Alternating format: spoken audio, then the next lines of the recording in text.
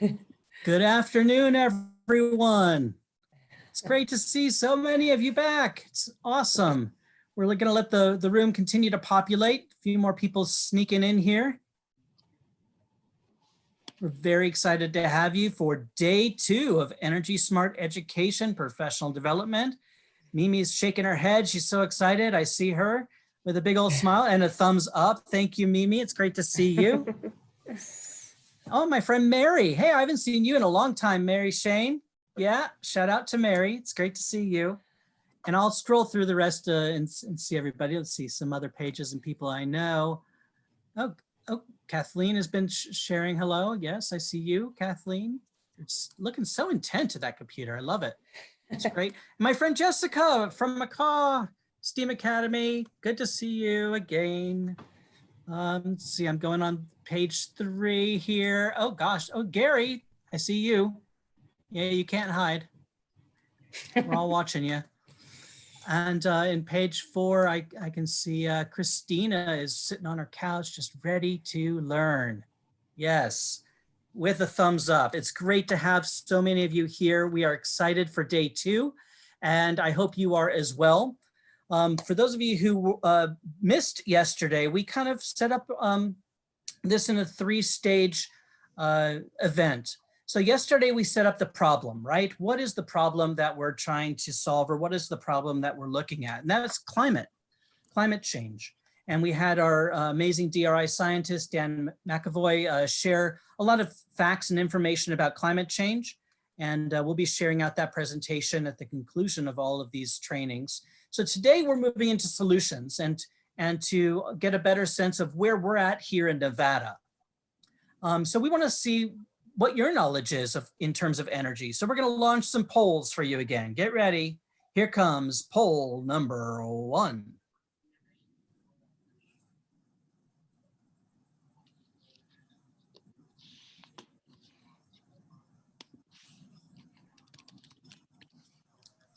Fast and furious people are adding their answers. Awesome. We'll close the poll in about 5 seconds. 4, 3, 2, 1. Let's close that poll and share the results. Well, look at that. 62% of you have a basic knowledge of any energy production here in Nevada.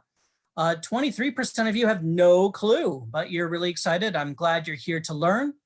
13% of you know everything about energy here in Nevada and can name all of the sources. I would love to offer a test for you, 13%. And 1% knows where we get energy here and the stats as well. So that's even better. So that's one of you. That's probably one of our speakers. Yeah, thanks a lot. All right, let's move to poll number 2.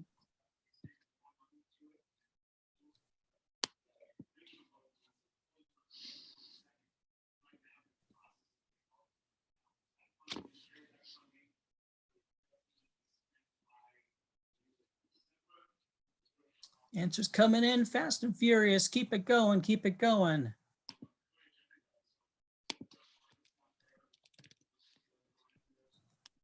We'll close the poll in 5, 4, 3, 2, 1. Let's close the poll and share our results. So this was about your energy knowledge and of our NV Energy and Southwest Gas Energy Conservation programs. Well, 51% of you who are on the call today have heard of some programs but haven't participated yet.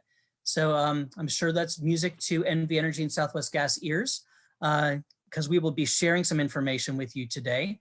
10% of you had no idea that we even have energy conservation program from our utilities. 37% of you have taken advantage of some, and 2% of you are actually even going the step further and sharing that information with your students and families. So hopefully by the end of this, we'll have 100% of you doing that. So thank you for participating. Let's move on to poll 3.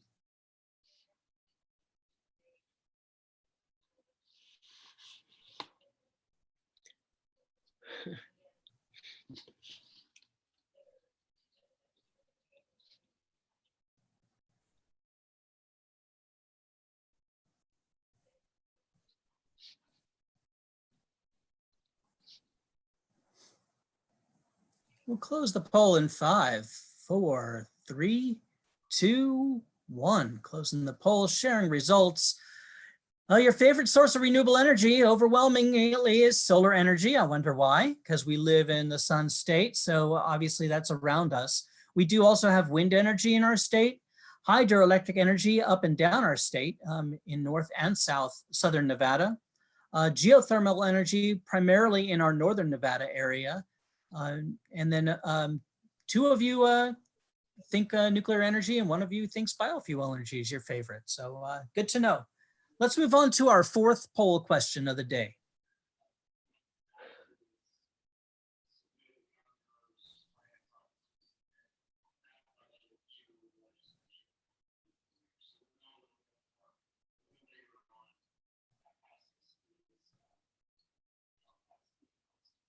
We're looking for net zero.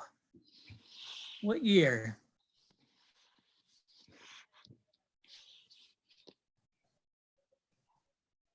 We're going to close the poll in 5, 4, 3, 2, 1. Closing the poll and sharing the results. So we're kind of split here. This is now net zero, and Jen Taylor is going to share some dates with us. But I could tell you that the correct date here is by 2050. Our state signed on to be net zero as our goal, or near net zero. So you'll learn some of those other dates and those other milestones as we move into the rest of our presentation today. So throughout our presentation, today's question keeper is going to be Brittany. So if you have a question for our speakers, please send it directly to Brittany. And the way to do that is you look in your chat box, and instead of saying chat to everyone, you could chat directly to Brittany, ask me questions, and she will be doing our questions and answers of our keynotes today. So without further ado, I want to introduce to you 3 amazing people. We have Jen Taylor from the Governor's Office of Energy, and she's here to speak to us from that lens, because we wanted to get a statewide lens. And then, as you know, our program is sponsored by NV Energy and Southwest Gas, and we are so grateful to them for all of their support over the years. And we have representatives from each of those companies here today. We have Adam Grant from NV Energy and James Stein from Southwest Gas, who will then be sharing perspectives from their utility. So without further ado, I'm going to open up my screen, share my slides, and Jen Taylor is going to take it away. Thanks, Jen.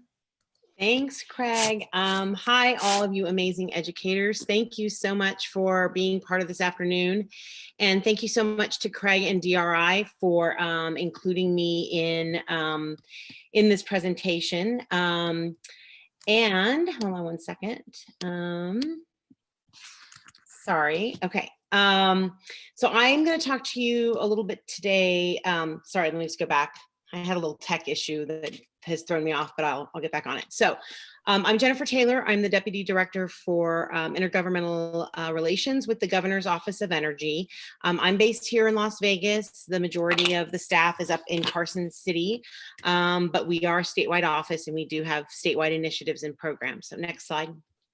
So I'll talk to you today really quickly, high level, about our office, some of the work we do, the climate initiative to build on what you heard about yesterday, and then some resources and research and where you can find things and find more information for your curriculum and for your students. Next slide. So we are, this is the mission statement for our office, is to ensure the wise development of our energy resources in harmony with local economic needs, and to position to lead Nevada to lead the nation in renewable energy production, energy efficiency and conservation, exportation of energy, sorry for the cat, transportation electrification, and now we're working on climate action as well. What we recognize here in our office is that all of these initiatives really require all hands on deck and a lot of relationships between agencies and offices. And so that's why that's my role. Next slide. So broadly, what we do is we cover programs related to renewable energy, energy efficiency, transportation electrification, and now the Nevada Climate Initiative. For renewable energy, we are the office that grants renewable energy tax abatements for certain renewable energy projects that meet specific criteria related to investment, hiring, benefits, and the actual project operations.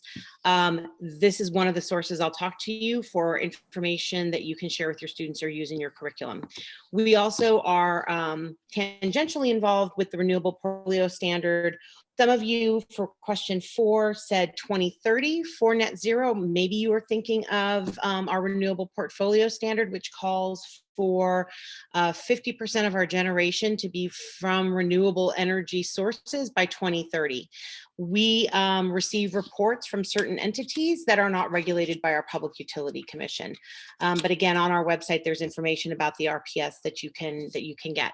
We also work with energy efficiency. We are the office that adopts the most current version of the International Energy Conservation Codes, which are codes that govern for energy conservation and those types of components of your built environment. So things like potentially insulation, lighting standards, those kinds of things. We also are responsible for new lighting standards that set a minimum efficiency for lumens per watt in the lighting that people will be able to purchase going forward. Starting in 2021. And then we also have a program called PCAP for you teachers. It's kind of interesting. It is related to performance contracting. And performance contracting is a way for government entities to be able to integrate and upgrade their buildings with energy efficiency and renewable energy projects. What our office does is assist with the first step, which is helping to fund the financial grade audit that's required for a performance contract to be completed. And then what we really love doing and what we've done a lot of work with NV Energy on is the transportation electrification projects that we work on. One is the Nevada Electric Highway, and you can find out all about that on our website as well. But what the goal of that project is to build out electric vehicle infrastructure on our 5 major highways, so 15, 80, 95, 93, and then Highway 50. And the idea with that is that working in conjunction with our partners like NV Energy and the other public power providers throughout the state, we are trying to create a network of chargers to allow electric vehicle drivers to travel throughout Nevada, and then from California to the Intermountain West and back. Nevada is really a keystone state, and we have a great opportunity to really be the linchpin in this region for connecting electric vehicle drivers as those markets increase. And then recently we just had the adoption of a new program that we're doing in partnership with NV Energy. And that is for governmental entities and for low-income multifamily housing to have an opportunity to install electric vehicle infrastructure. And we're really excited about that, to have that be another piece of the build out of that critical infrastructure that will help support a growing electric vehicle market. And then finally, the Nevada Climate Initiative. And what that is I'll go into a couple more slides about that, but that is the state-based initiative that builds on Senate Bill 254 that will work to develop the policies and programs to get Nevada to net zero or close to net zero by 2050. Next slide. So lots of pieces and parts to the climate initiative. Last year in March, we joined the U.S. Climate Alliance, which is a group of 25 states, bipartisan governors, all of whom are committed to the goal of meeting the Paris Accord targets within their own state. It's a really great organization. Between 2005 and 2016, Alliance states have reduced their emissions by 14% compared to the national average of 11%. In that same time, the combined economic output of Alliance states grew by 16%, while the rest of the country grew only by 14%. And so what we like to say is that state level climate action really benefits our economies, strengthens our communities, and allows a demonstration that climate leadership and economic growth go hand in hand. As I said, one of the commitments from U.S. Climate Alliance is that we accelerate new and existing policies, including those in the built environment, to reduce carbon pollution and promote clean energy deployment at the state and federal level. And speaking on 254 real quickly, there's 7 sectors that are addressed in Senate Bill 254, and those are the energy sector, transportation sector, the built environment, industrial, agriculture, land use, and forestry. And so when we talk a little bit more about what's going to happen with that initiative, know that those are the sectors that will be analyzed. Next slide. So here's some of those numbers Craig was talking about. What 254 asked us to do was take a look at a baseline of emissions of 2005, and then meet these targets year over year, as you see in the slide in front of you. So what 254 specifically does is it asks the Nevada's Department of Conservation and Natural Resources, and more specifically its Division of Environmental Protection, to publish an annual report that includes a statewide inventory of greenhouse gas emissions in the state and a projection of annual GHG emissions for the 20 years following the date of that report, and each report following. The reporting, though, differs for different economic sectors. For the electricity production and transportation sectors, those will be annual, and then every 4th year will be industrial, commercial, and residential, agricultural, land use, and forestry.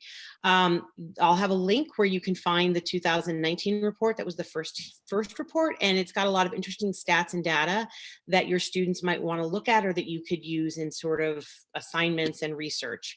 In addition to reporting on these sectors, Senate Bill 254 also requires the report to include a statement of policy options needed to reach the economy-wide GHG emission reduction goals you see on the slide. Senate Bill 254 called for the development of these policies through DCNR's consultation with a number of agencies, including our office, the Department of Transportation, DMV, the PUCN, and any other agency or entity designated by our governor. Next slide. And here's Governor Sisolak signing Executive Order 2019-22, or I guess talking about 2019-22. He did this last November 22nd. So we're coming up on a year from this executive order.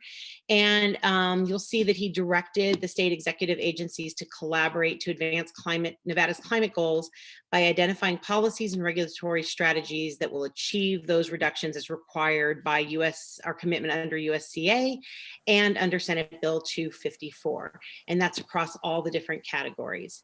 Ultimately, this work directed under the EO will lead to the development of a state climate strategy by December 1st of this year. And we'll talk a little bit about the climate initiative coming up in future slides. Next slide. So this, because Craig said you data and stats and fun things like so what you can see, this is from our annual status of energy report at the Office of Energy, and this shows energy usage and consumption. So you'll see that where energy is consumed and where energy is purchased. Actually, the expenditures are on the right and the consumption's on the left. So the majority of fossil fuels in Nevada, I know I've got a really short amount of time, so I'm just trying to make sure I hit the highlights. They're imported into Nevada. We don't actually, so for those of you on that first poll question, if you do or don't know about where our energy comes from, the majority, and I'm sure that NV Energy can answer more questions about this, but the majority of our energy does come from natural gas, and we don't actually have natural gas in the state.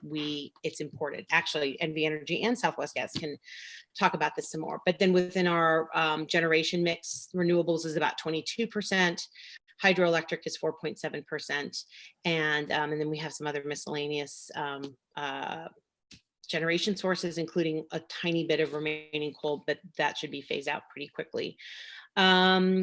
So the energy consumption is the amount of energy used in a process, organization, or society. You can see there the breakdown by percentage. About 88% of the fuel for energy that Nevada consumes, again, comes from outside of the state. Next slide. This is from the 2019 report. And what you'll see is, because of the great work of our utilities, in the state, you'll see that the energy generation sector, the electricity sector, used to be the largest source of greenhouse gas emissions, and it is now being eclipsed by, or being passed by, transportation. So I know I'm supposed to talk about energy and electricity, but transportation is a key piece of what you're also looking at in terms of the problem that you're here to solve, which is transportation. And so one of the things that everybody is looking at in terms of how do you solve both of those, how do you wrap energy into transportation, and how do you use that as a solution for climate, is the electrification of the transportation system.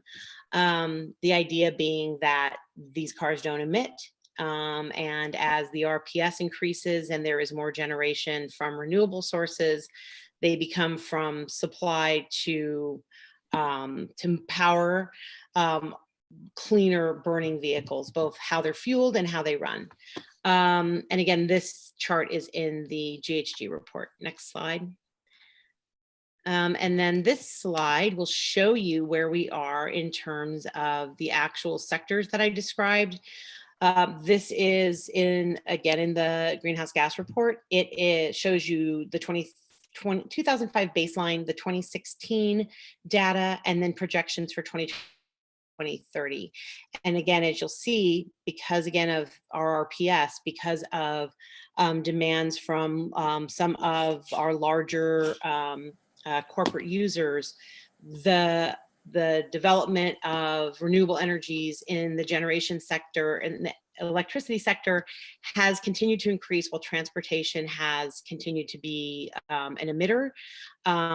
Electricity generation has gone down in emissions, transportation has increased in emissions, and then we have these other sectors that we need to continue to work on.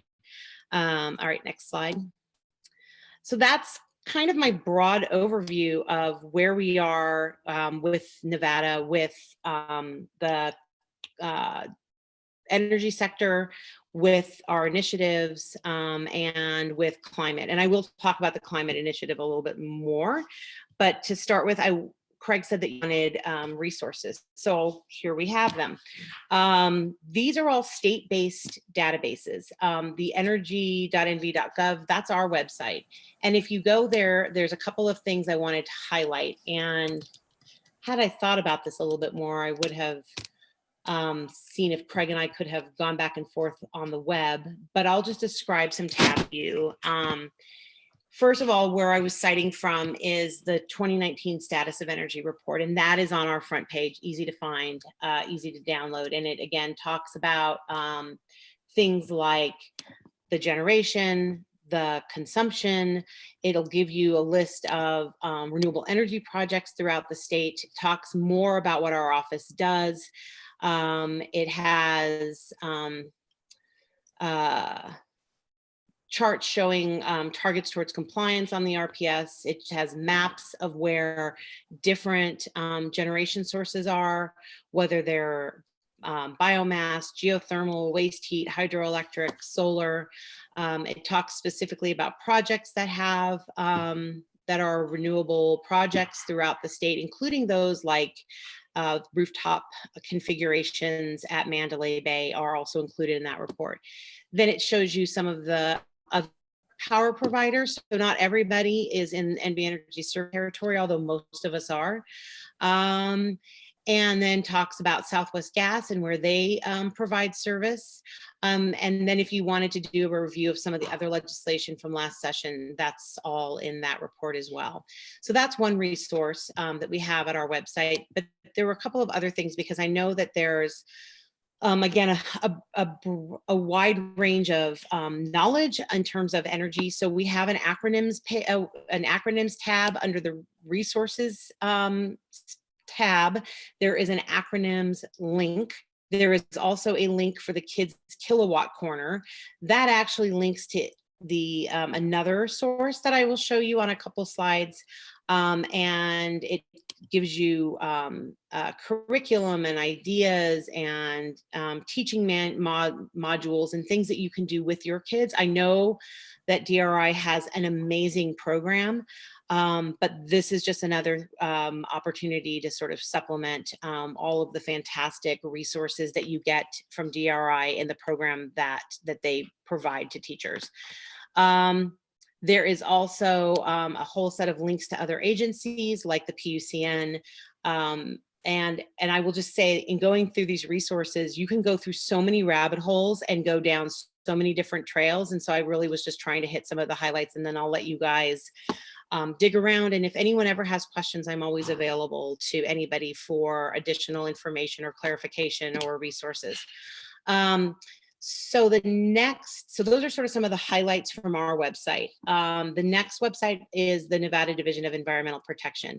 The two things that I thought were really critical on this one for you guys is, number one, the greenhouse gas inventory that I talked about. Got the report on there. The report is not, it's higher level, but some of your like high school students might be able to dig into it a little bit, read it, maybe do some research, provide some reporting out of it. But they'll be updating that annually. And so it's a good place to sort of bookmark and keep your eye on. The other one is, going back to transportation, is the Clean Cars Initiative. That was just launched this past June. And so the Division of Environmental Protection is working on what's known as rulemaking around standards for low emission and zero emission vehicles. And those will be rolling out. And it's a great place. Again, you can sign up for it and keep track of what's going on with the Clean Cars Initiative. And that'll be a couple-year process. So that might be something fun with your students to kind of track and monitor and report back on. And then the Climate Initiative, we talked about this. There's a whole website for it. It's climateaction.nv.gov. There has been a lot of work on the climate initiative since it got launched in August. We had a series of listening sessions on a whole host of topics, from renewable energy to climate justice to air quality. We had one in Spanish. And the idea of the listening sessions were to let everyday Nevadans come in and share ideas, concerns, and thoughts about where Nevada needed to go in terms of climate policy. All those listening sessions, if you're interested in them, the videos are posted. You'll also be able to sign up, see where, sign up and continue to get updates as they roll towards that first draft of the climate strategy on December 1st. And then, and there is still, because this is an ongoing project, the initiative, it's not just December 1 and then we're just wrapping it up. There are opportunities, I think, to still submit input. Maybe that's something that, your students might want to do, but it is another option in terms of being able to engage students on ideas and input for how the state moves forward. And then finally, the PUCN. I put that on here because they're the body that regulates our utilities, specifically investor-owned utilities like NV Energy and Southwest Gas. There is the renewables tab there. You can learn about net metering. You can learn about the renewable portfolio standard. You can learn about a whole host of things on that tab. There's a consumers tab with saving links, including an FAQ sheet about 50 ways to conserve energy and lower your electric and natural gas bills. And then another thing that's kind of interesting for the PUCN is they have regular consumer sessions where anybody can come in and just provide general input, not on a docket, their thoughts about the regulatory world and our utilities. Next slide. Hey, Jen, So, we're gonna need to move faster. move through this one. Yeah. So Okay. these ones will all be available. We're gonna share this out with Yep. all of our teachers. Yep. So if you could walk through this like in 30 Super seconds. fast? I can do it. I wish that I could do things tighter. EIA, So EIA is the Energy Information Administration, great resource. They have pages for energy kids. They have topic tabs like learn about energy. The EPA, I thought, has some interesting things like brownfields, which is an area of interest here in Nevada for the development of solar. The big one that I thought is a lot of fun is DOE has tons and tons of resources. We work with the Energy Efficiency and Renewable Energy Office. And they, within that silo, has a lot of information on renewables, on a whole STEM project called STEM Rising. You can also find things in there about the solar decathlon. UNLV had a team in 2013 that placed near the top. And then NREL is the national labs, and NREL has a lot of information about energy basics and tabs that you can go to for energy sort of education. Next slide. Local resources, we've had a lot of really amazing activity out of our local governments. The city of Las Vegas just not too long ago put out its draft master plan. A couple highlights from that: there's an environment section that highlights their vision and strategies for the natural environment, including urban forestry, parks, and environmental justice. When you look at that section, there's also a section about urban heat island effect and the impact that climate change is having on sort of our poorer communities. They get disproportionately impacted by heat and the urban heat island effect. I also put in here the Tahoe Regional Planning Agency. They're a very unique entity because they have to work with California as well as Nevada, and then across a variety of agencies. So look, their sustainability plans are great. City of Reno has a sustainability plan that's been around. They've really been innovative on what they've done. And then finally, Clark County, just to highlight, they just today launched a program called All in Clark County. It is what is kicking off community engagement for their sustainability planning for the largest county in the state. They have this department, Environment and Sustainability. I'm sure the All In link will be there. I found it on Twitter with Commissioner Jones, and so I don't have the link in there, but you should check that out. And then finally, these are just another couple databases. Desire has kind of everything you could ever want to know about where to find things for different states, policies, programs, solar. It's a really great database. And then Lazard, if you're ever curious about the costs of energy and different types of renewable energy, Lazard is a place to go and see how those costs levelize out against one another. And with that, I will turn it back over to Craig. Thanks so much for the time and for giving me a chance to chat with you all. Oh my gosh, Jen, I cannot believe how much you packed into that presentation. There is just so rich of data and resources that I know our teachers are just like itching for. So thank you, thank you, thank you. I'd like now to move to our my friend Adam Grant from NV Energy, who's going to walk us through some of their programs and what they're offering. Thank you so much, Craig. My name is Adam Grant. I am the manager of program delivery for demand side management and clean energy programs at NV Energy. So what that means is that all of the energy efficiency, demand response, demand side management, clean energy programs kind of fall under me. And we try to put all these programs out to the citizens and the folks in Nevada to try to make everyone's life easier, to save energy, save money, have lower energy bills. We work with these great partners such as DRI, such as the Governor's Office of Energy, with Southwest Gas. And it really makes a very enriching experience to try to help people every day. So next slide, we'll kind of tell you a little bit about NV Energy. As most of you know, we are the main utility in Nevada. We're committed, our mission statement, if you will, is we're committed to reliable, affordable, and sustainable energy future. We partner with our customers to help them incorporate clean energy solutions into their home and lifestyle. Together, we're working to enhance the well-being of our families, communities, and the environment for generations to come. We serve about 90% of Nevada. We have two distinct territories. As many kind of know, we have our southern territory, which is mainly Clark County and the areas surrounding Clark County, Las Vegas area, which is kind of the newer, if you will, only since 1906.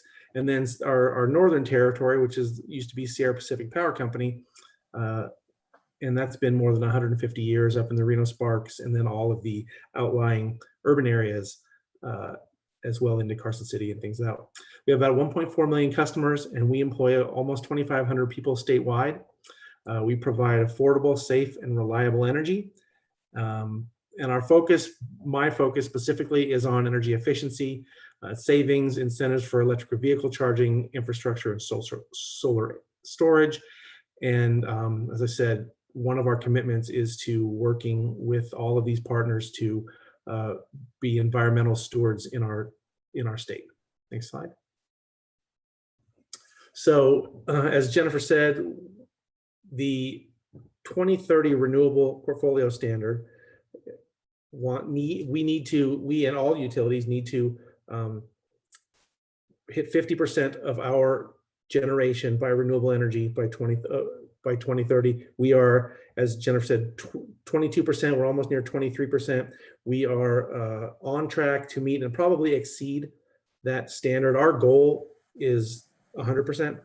That's what we're striving for. That's what we're moving towards. That's where we want to be. We don't have a timetable for it yet. I can tell you 50% by 2030 is going to happen. And when 100% happens, that's in the future, but that's what our goal is, and that's where we're going. We have right now 57 utility scale clean energy projects statewide, both in service and in development. And again, as I said, our long-term goal is to serve customers with 100% renewable energy. We are currently seeking approval from the PUCN for new solar projects. We're looking to add 2,100 of solar energy and storage and 700 megawatts of battery storage to our system to help meet the future needs. And we will ensure that these projects will continue to drive to meet the renewable portfolio standard of 50% by 2030. And we're going to try to exceed that or get there sooner. And then we've helped more than 31,000 homes, schools, public buildings, and businesses install small-scale solar on their roofs, which generate about 254 megawatts of clean energy, which is a benefit to all customers. Next slide.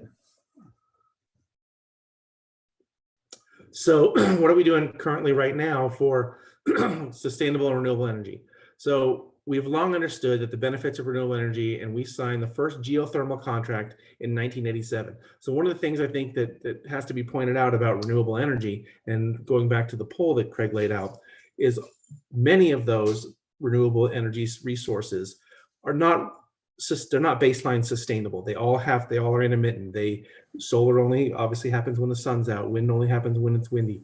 The one form that is sustainable when now it's in small forms is geothermal. And geothermal can be a sustained baseline energy while it's not the generation of a power plant, but it can be sustained 24/7 while these other renewables can't or aren't. But we are still building more and more renewable energy projects going forward. We've tripled our state renewable energy production since 2005 to reduce the carbon emissions by about 46% in the electricity sector. We just announced in July to build Green Lake, Nevada, which is a new NV energy transmission and renewable initiative that will transform clean energy landscape and position the state as the leader in the Western United States for decades to come in renewable energy. And as Jennifer said, we were once a coal state, no question about it. And now we're down to less than 5% of our energy supply, and that is being phased out in the years to come. We expect to have no coal, hopefully by 2025, left in the state. Next slide.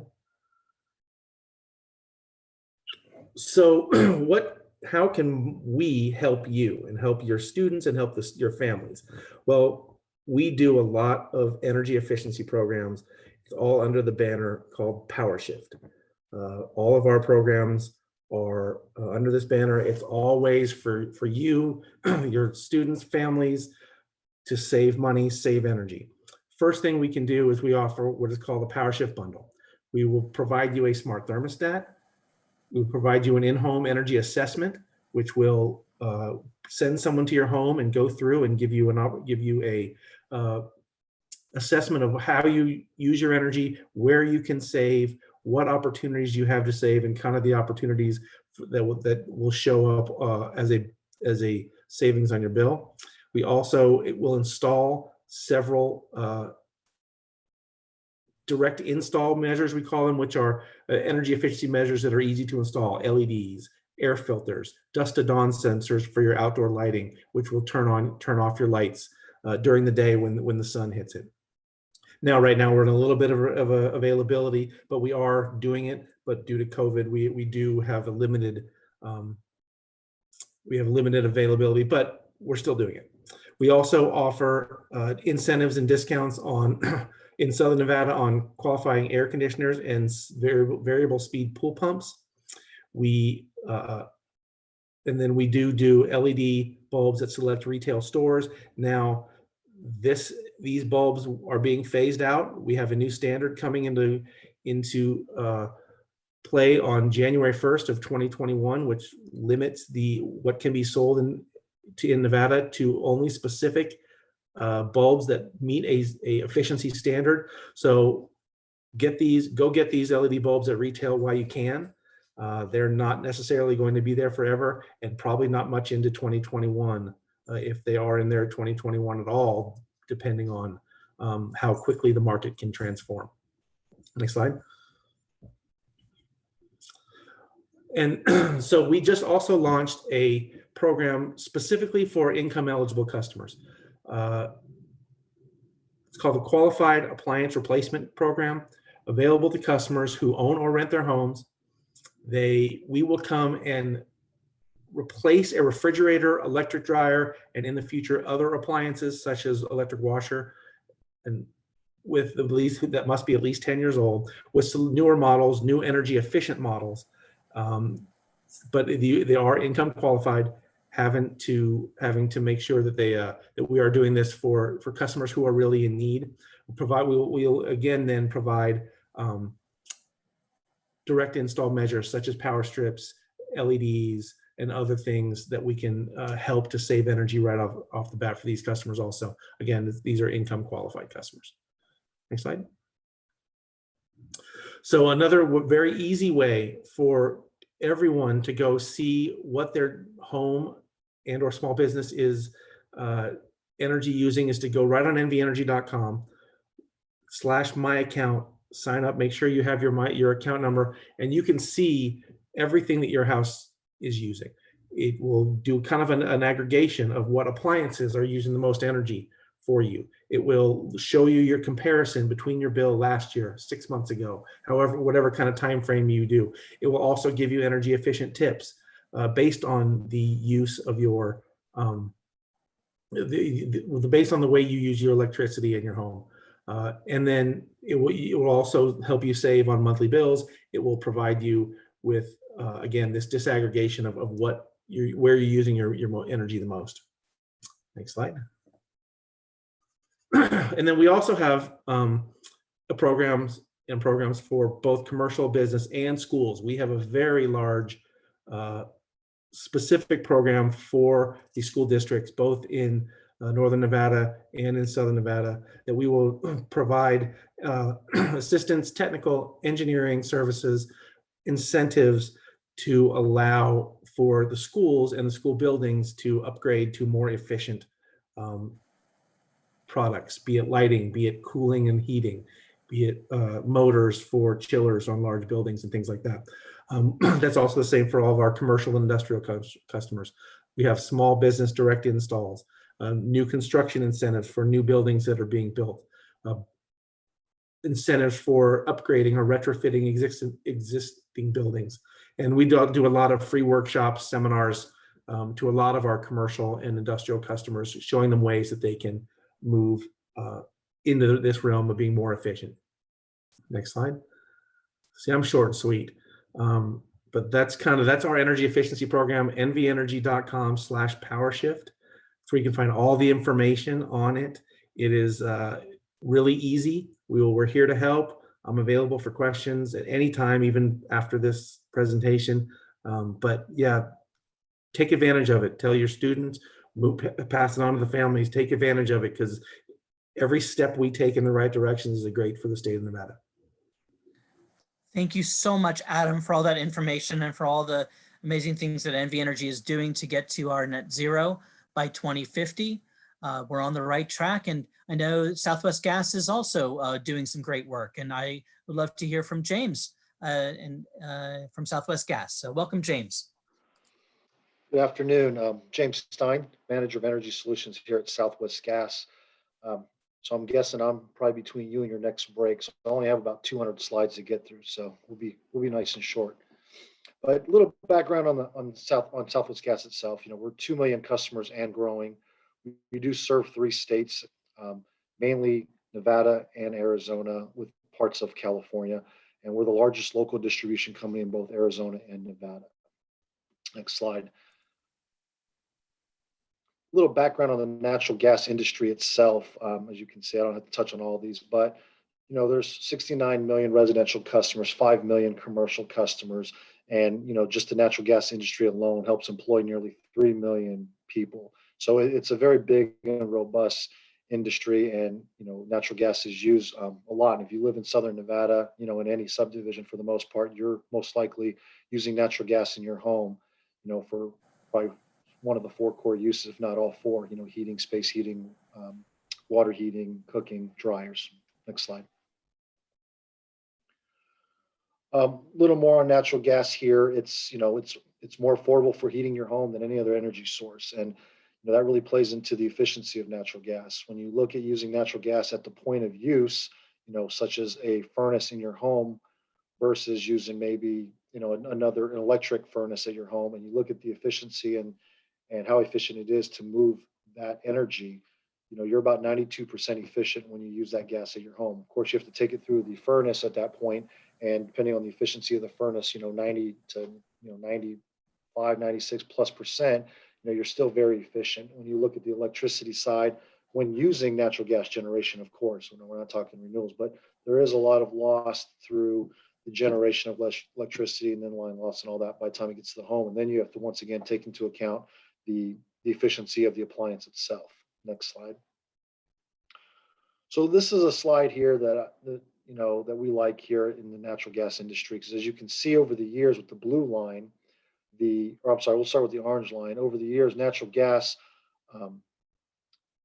has increased. The use of natural gas has continued to increase year after year into the level that we're at today, while you look at the CO2 emissions continue to decrease. And as Adam touched on, a lot of that is partly due to the coal generation and other generation that we've used in the past, but by using natural gas, we've continued to decrease that CO2. So it's just the slide that we like to show there. Next slide.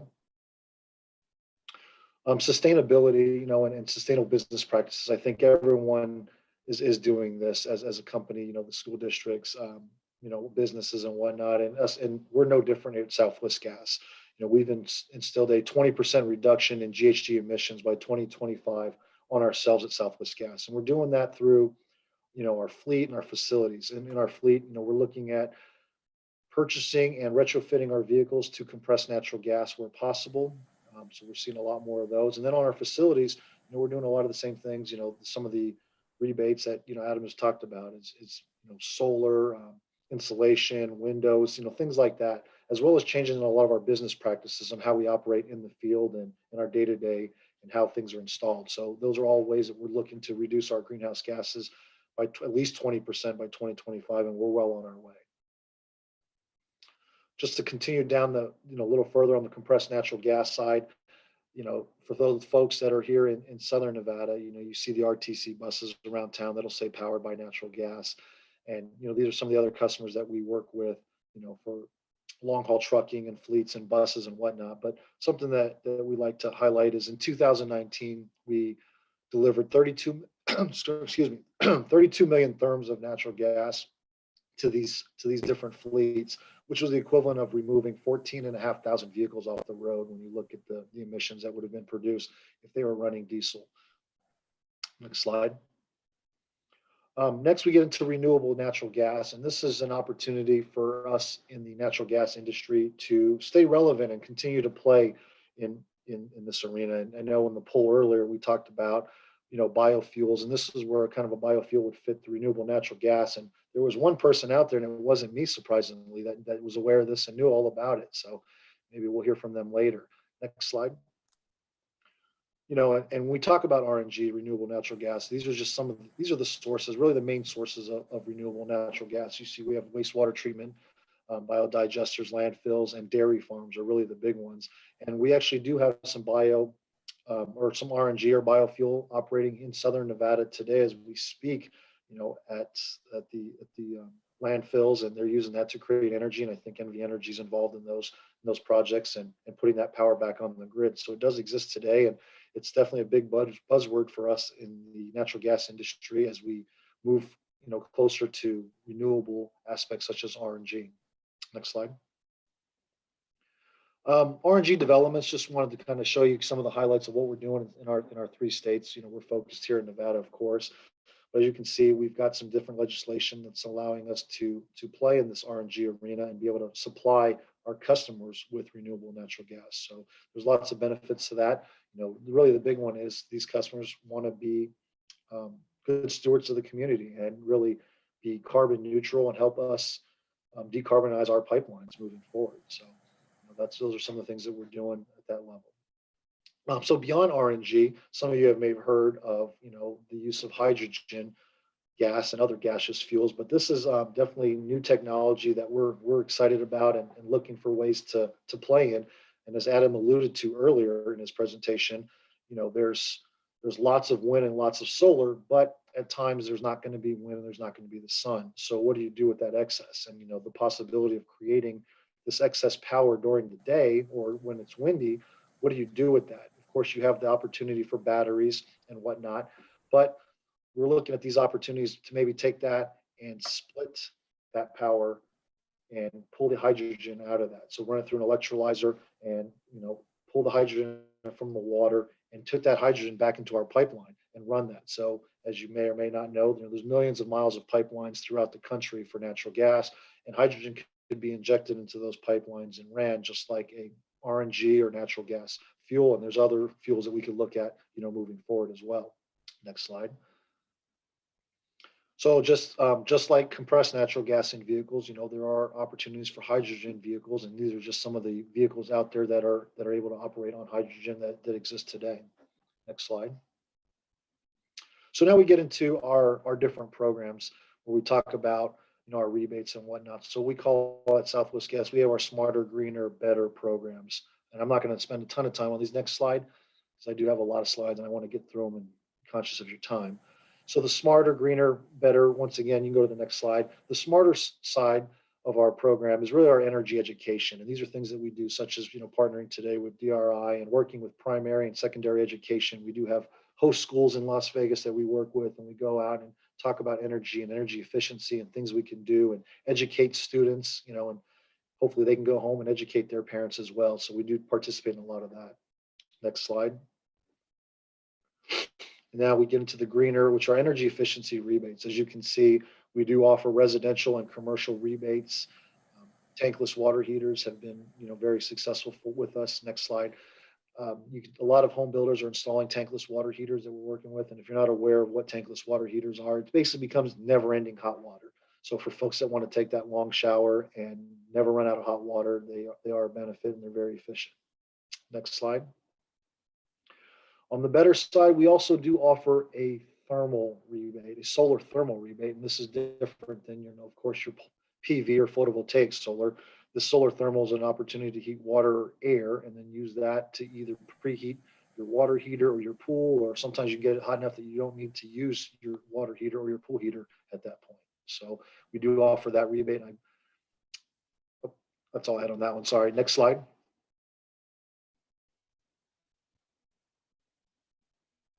Oh, sorry. Yeah. So this is just more on the renewable and talking about the solar thermal process and how that works, where you're heating the water from the sun and running it through a storage tank and then taking it if you need to heat it even more or whatnot. So next slide.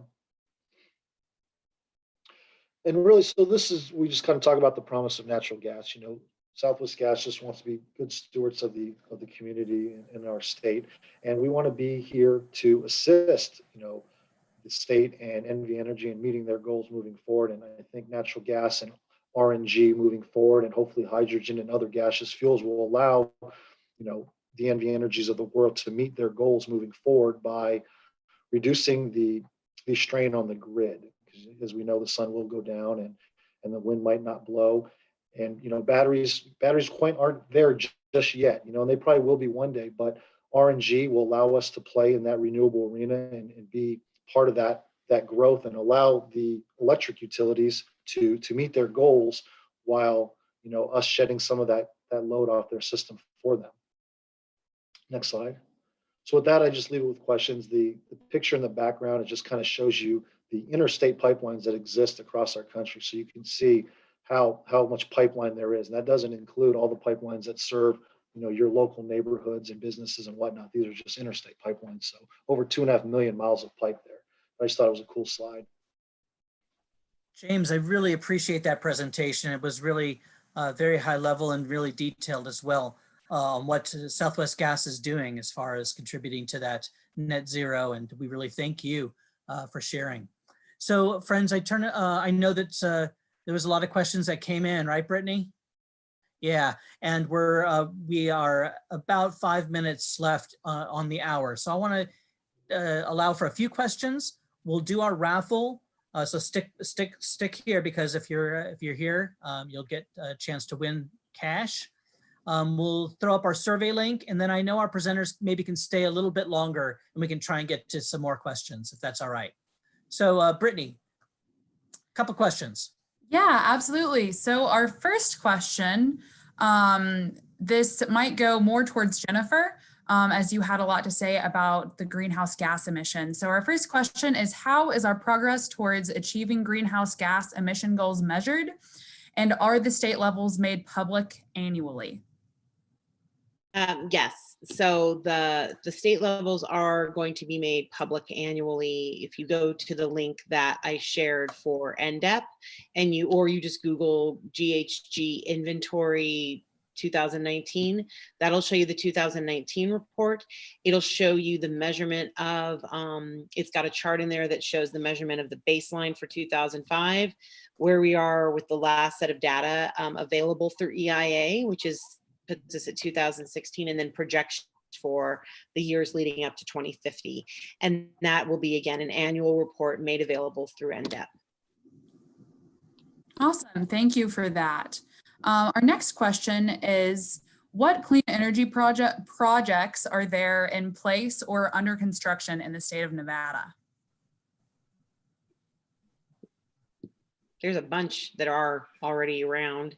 You can find a lot of those on our website, on the energy.nv.gov website, either through the status of energy, or if you look at our renewable energy tax abatement webpage, that'll show you both projects that are part of NV Energy's generation portfolio, as well as projects built in the state that then export energy to off-takers in California, like San Diego Gas and Electric, or LADWP, which is, again, part of the broader goals of making the state a net exporter of energy. But I know that Adam can talk about the ones that are lined through energy as well. Yeah, we are looking to add more than 2,100 megawatts of new solar that's in the process of being either in place or proposed. So that's the big ones is solar here in the state, about 2,100 megawatts. Very cool. Thank you so much. So now we're going to go to a more vague question that maybe you all can give some insight on. So the question is, how as we as individuals and as educators help to decrease greenhouse gas emissions and conserve energy within our classrooms? Well, from the first way that I think is talk to your principals, because to make sure that they are talking to the district administrators to participate in our programs to help save energy and do assessments on the schools to make sure that they're being the most efficient that they can. So from my perspective is saving energy and making sure that you guys are working with your district to participate in our program, which offers the district and the schools incentives to do so. Yeah, and to Adam's point, CCSD and Washoe schools for sure have really innovative sustainability directors that I know are looking for ways to reduce energy use, both for operational costs and for GHG reductions, looking at ways to integrate things like electric school buses, and looking to take advantage of some of the governmental charging programs that we just rolled out with NV Energy. And they're a great ultimate repository of your inputs and thought on wanting to make sure that your classes are energy smart and energy efficient. So I think that, talking, like Adam said, to your principals and making sure that they're passing it up to the administrators to pass it to your sustainability teams is a great way to go. Thank you all so much for your insight. Brittany, do you have one more burning question before we do our raffle? Sure. We're going to do a question on solar power. So there's been a lot of discussion on solar power today. So our final question of the day is solar power improving in its overall efficiency as more people are installing solar panels? So I can talk a couple ways about that. There's a couple things that it's improving on specifically. One is the cost. If you look 5 to 7 years ago, the cost to put in a solar array or a rooftop solar was astronomical compared to what it is now. So the cost to install solar is improving significantly, as is solar is only as good. Now the technology is getting better, no question, but solar is only as good as the sun, and is only as good as how much sun and how much work it can do in the environment. Getting batteries and using solar storage as the future will be the best thing, the best innovation for solar, because then it will be more than just when the sun is shining. It'll be able to be sustain that energy into the evenings when the sun's not shining. So that is what needs to improve, and it's what is improving. So I guess the short answer is yes, it's improving. Cost is the main thing that has improved, and then the technology to capture the energy when it's not being used, to use it in the battery storage, is the next kind of endeavor. Awesome. Oh, and I Thank was just you. going to say, if you Oh, go ahead. wanted to look at some of the, if you wanted to compare costs, that last slide that I had with Lazard has got costs of solar relative to all other energy sources. And so you can sort of see how that's changed and how it stacks up now next to other sources. But you do have to, again, as Adam pointed out, think about the fact that it's only available as a generation source for certain parts of the day. And then you have to figure out another source. But anyway, sorry, Craig, just wanted to throw that in there. No, it's so great, to have all this data and these resources laid out for us. I think it's going to be really helpful as we build our lessons and continue to bring energy education into our classrooms. So I want to thank each of you for sharing today from your lens on how we can go about saving energy and conserving energy, and what we can do here in our own professional and personal homes to add to this. So with that said, I know a lot of you are still here because you want to win, right? Who wants to win? Look at all you winners. You're all winners in my book, right? So AJ, I know we have 2 gift cards today, don't we? We are raffling off 2 gift cards today, and you basically have to have your video on to win. So I'll give you a second if you are interested in winning. Our first gift card is going to Grace Angel. Hi, Grace. I will send you a link. Congratulations. And our second one is going to Audrey S. from Tonopah High School. Wow, Still on, Tonopah. Audrey? Audrey, are you here? Do we see her? Let's see. Because if not, we go to the next one. Does anyone see her? Any DRI folks see her? Audrey. No? All right.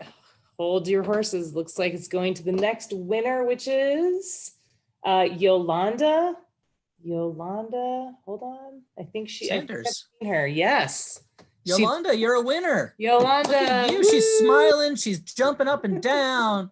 Oh, she can hardly believe it. All right, from Good. Lead STEM Academy. Congratulations. I will send you links. And for the rest of you guys, just a reminder, if your name is not your name you signed up with on your Zoom, it's really helpful for me if you just fix it to have, like, I see some iPhone names, but I can also send you a link so you can tell me what your iPhone name is to make sure we give you your hours. Thanks. Great. So just to carry us to tomorrow, then we're going to put it all into practice, right? So we had our problem. We talked about some solutions today, and tomorrow's about practice. So we're going to have a lot of dialogue. We'll break you off into some different rooms, K5 and 6-8 or 6-12 room. So you'll really get to focus in on specifics about your grade level.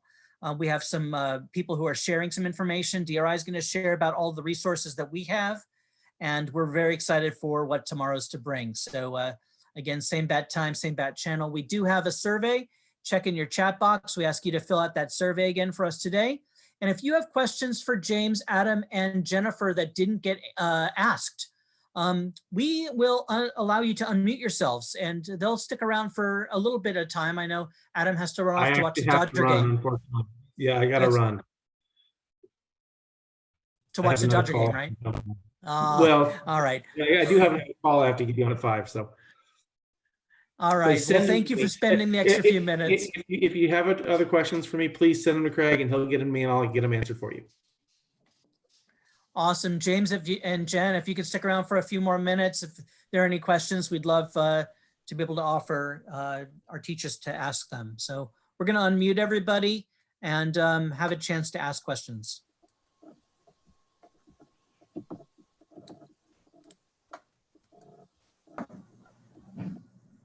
So everybody should be able to unmute themselves at this point, if you have a question. I have a question. I'll throw a shout out there because I saw Miss Sanders is from Lead STEM Academy. My son actually attends Lead STEM Academy, so go Lead. That's great. I do have a question. Great, go ahead. It's kind of for Jennifer and I guess NV Energy. It's one of my little pet peeves on like building foundational things with the housing requirement of insulation of R19 and R30. Is there anything that they're doing to increase the insulation in the homes? Sorry. No, that's actually a question really for your local government and for their code officials, because they're the ones that adopt building codes. We just went through the 2021 adoption of the International Energy Conservation Code, which is what our office then adopts. But we don't necessarily have enforcement mechanisms over the local government. So in terms of things like wanting increased insulation, that is something to go to the builders community about and to the local governments. And it could be kind of a neat thing. And I know it's a pet peeve, but it could also be an interesting research project. I know that there was some chat in here about Envirolutions and Project Recharge and all the neat things that Vanessa does in terms of being energy auditors, and that being able to have your kids maybe figure out what the difference is in energy usage, energy costs to the homeowners between the R15 and the R30, and then be able to take it down to your local government and be like, hey, look at what we found out. That might be kind of a cool thing, but they're really the ones that govern that. Probably not the answer you wanted, but that's the answer. I have a question. This is Teresa. The Legislative Commission has a BDRC 459 sitting and ready for the next legislative session. Since there was a legislative committee on energy, what's that proposed BDR all about, so that I can lobby my assemblyman and state senator to support or not support it? And were you all involved? What is, okay, that was. If you look on the legislative site, the Nevada legislative site, go to the BDRs. It's C459. It's the Legislative Committee on Energy. What big and I again? C459. And I'm assuming the governor's office was involved in the Legislative Committee on Energy, which means that it met during the interim between the last two full legislative sessions. But it's the legislative committee. So Teresa, we don't have anything, you know, we may present, we may provide them information, but we don't engage in the deliberative process with that legislative body, because that's that branch of government. Correct, understood. Just wondered if you knew what that BDR was all about. Who is that it? Was from my question. Is it from the legislative committee? I'd have to, they had a bill related to transportation funding is the one that I'm remembering off the top of my head. That's not it. No, this is in preparation for the 2021 legislature. Yeah, no, I know. Let me see here. If somebody else wants to ask a question, and let me Google it for a second and see if I can Also, find it. there's 2 BDRs pending from looks like 2 assemblymen, both on renewable energy. One's Orange Shawl and one's Hardy. So it would be interesting to see, so that we could prepare for 2021. Be interesting to know what that would be all about. Okay, I'm the end of that. Well, Thank you. Yeah, no. And I'll just tell you, a lot of times what legislators do is they save a bill. They say, I generally want to do something on renewables, but they do not have an obligation to drop the language on it for, okay, so you know all of that. So for everybody else, they'll reserve a bill, but they won't necessarily tell you what all's in it. And so I think for both Orange Shawl and Hardy, I know what they are. I think they're bills they've brought before, but talk to them to know for sure. But happy to, Teresa, have this conversation further when we get past the election and people start having to put language in on their bills. And I'll see if I can find the interim energy committee bill and see if I can winkle out what it is. But Thanks, Jen. Thanks, Teresa. Any other questions? I'm interested in finding out how greenhouse gases are actually measured, the emissions are measured. James, do you have any information on that from the perspective of what you guys do at Southwest Gas? So, yeah, I mean, probably the EPA and would probably be your best resources for a lot of that. There are mathematical equations you can use depending on, burning of methane, and then it'll spit out just kind of calculations on how much methane is being, or how much greenhouse gases are being produced based on burning the methane or the natural gas. So that's the easiest way of doing it. And I don't have that number off the top of my head. I mean, we could gather that information if you'd like to share it with you. That's the most simplistic form. If you want to dive down into the science of it, we could, get you that information as well. Well, if Nevada is wanting to reduce to a certain level their greenhouse gas emissions, how is it going to be monitored then? I mean, how is it going to be measured so it could be monitored as far as new businesses coming in? And well, we're looking at the fossil fuels that are, the fossil fuels that are being burned are all going to produce some amount of greenhouse gases. So you'll monitor it that way. And there's other ways of monitoring that, as well as vehicles and running gasoline and other fossil fuels through vehicles to monitor that way. I don't know, Jennifer, do you have a more in-depth? I think the best resource I can send you to, Kathleen, is to go to the greenhouse gas inventory that the Division of Environmental Protection creates. They use the EPA's state inventory tool platform to measure the data. And what it usually is data that's reported from like Southwest Gas and NV Energy and other entities that report up to different groups. And then it all comes down into EIA, it's EIA, and then out through the state inventory tool. But if you look at that report, it in the executive summary or right after the executive summary gives you the methodology. And so that might be a helpful way to look and see how it is that they're measuring and what, and they also identify some gaps that they want to look at for future reporting and measurement. okay, thanks. Great question. I have a quick question. Great. Okay, I was wondering if the California fires are affecting the production of solar energy. Oh, good question. The smoke from the fires in California. I don't know the answer to that. I mean, that's a really good question. My solar panels aren't putting out what it put out this time last year, and I was thinking it was from the smoke from the California fires. I mean, it could be if it acts like a cloud or some other kind of way of shading, of limiting the solar rays to the panel. But I'd never looked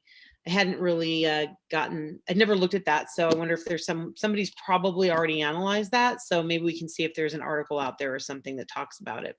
Okay, thank you. Sure.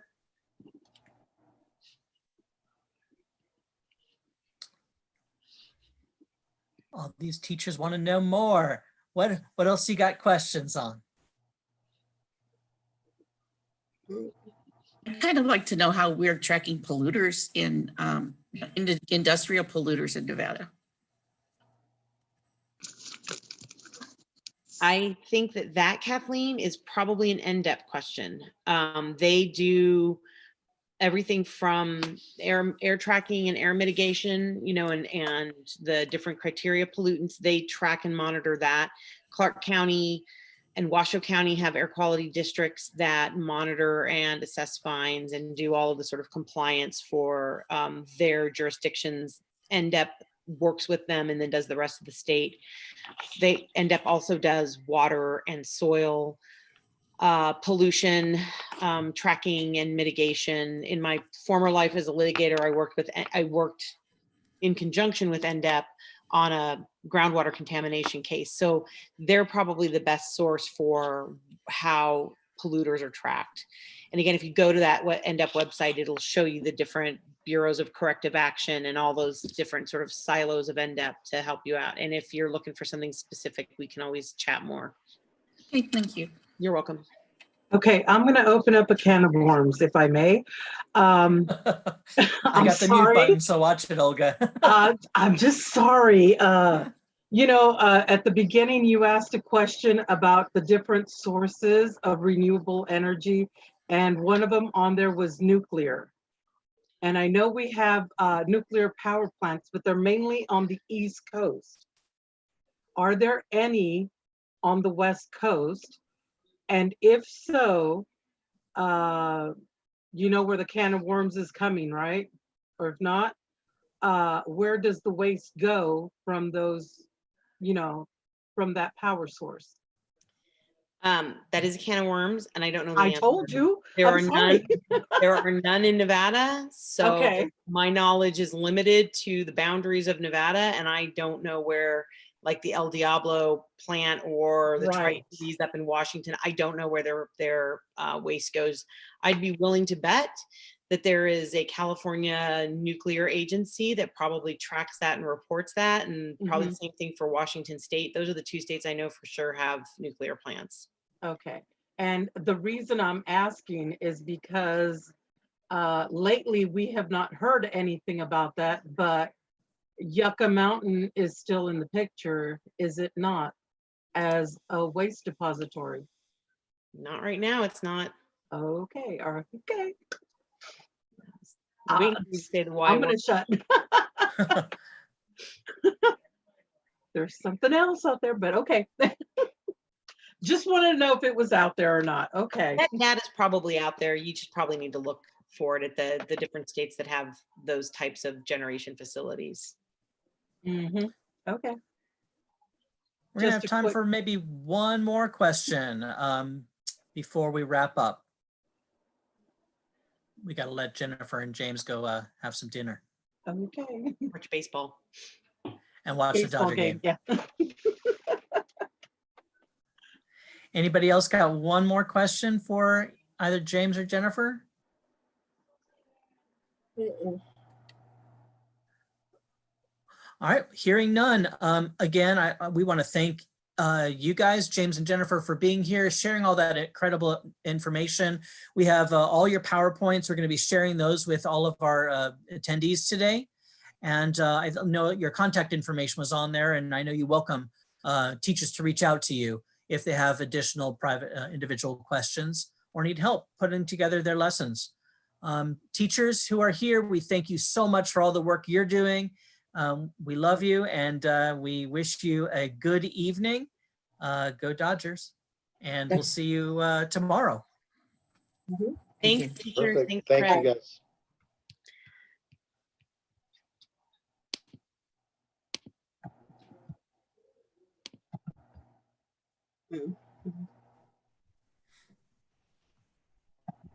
Great job, Brittany. Yep. Great job, Craig. That was awesome. Chris, Thanks. it's always Yeah, good to see great your job, smiling Craig. face. Bye, Wendy. Thanks everybody for attending. Thanks, you're all the best. AJ, rock star. Good job, Craig. I had messaged somebody that wasn't on my list for attendance. I was like, hey, who are you? And they were here for you. So that was pretty awesome. Oh, who was that? I will tell you, don't hang up so I can find it. Someone that's interviewing you tomorrow or something. Oh, good. I'm glad they were here. Yeah, I cannot. Yeah, I have an interview tomorrow with NV Energy to talk about our program. Yeah, it's like I couldn't find their name, and I was like, "Hey, what's your name?" Oh, good, good. I'm glad they were loving it, and it was nice of them to reply. Oh my gosh! Oh, it was Megan Purr, Puhr. Sweet. Yeah, so that was very cool. Good job. You're such a good MC. Well, I have fun doing it. I know you do, and I'm glad you